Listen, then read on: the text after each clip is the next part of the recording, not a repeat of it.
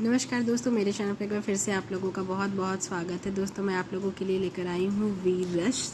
तो वीर रस की परिभाषा और उदाहरण। तो चलिए सबसे पहले परिभाषा देख लेते हैं।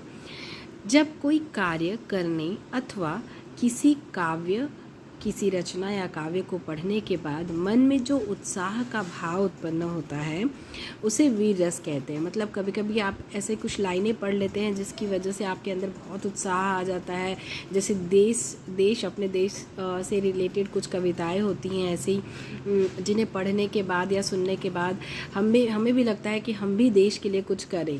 तो इस टाइप का कुछ भी ऐसा जो होता है जिसको काव्य या रचना, जिसको पढ़ने या सुनने के बाद हमारे मन में उत्साह का भाव उत्पन्न होता है, उसे वीर रस कहते हैं। तो इसका उदाहरण क्या है? इसका उदाहरण हम इस तरीके से देख लेते हैं। खूब लड़ी मर्दानी वह तो झांसी वाली रानी थी।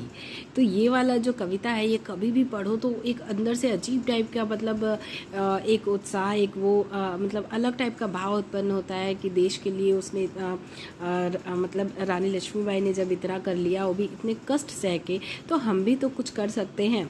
एक अलग टाइप का भाव होता है जो आप लोग समझ पा रहे होंगे। उसी भाव को वीर रस कहा जाता है। इसी तरीके से एक और उदाहरण है। वीर तुम बढ़े चलो, धीर तुम बढ़े चलो, सामने पहाड़ हो, सिंह की दहाड़ हो, तुम निडर डरो नहीं, तुम निडर डटो वहीं। तो इस टाइप की जो कविताएं होती हैं, मेनली जो देश से रिलेटेड होती है ना कविताएं, या फिर कुछ रचनाएं या कहानियाँ, जिनको सुनकर या पढ़कर मन में अलग टाइप का एक उत्साह छा जाता है, तो उन्हें वीर रस की कैटेगरी में रखा जाता है। कि जो उत्साह उत्पन्न होता है मन में, उत्साह का भाव उत्पन्न होता है, उसे ही वीर रस कहा जाता है। तो आई होप कि वीर रस आप लोगों को क्लियर होगा। इससे रिलेटेड कोई भी डाउट हो सो कमेंट करके आप मुझे ज़रूर बताइए। मैं ट्राई करूँगी आपकी हेल्प करने की। मैं मिलूंगी आप लोगों से अपनी अगली वीडियो में। तब तक के लिए bye bye, take care and thank you so much for watching.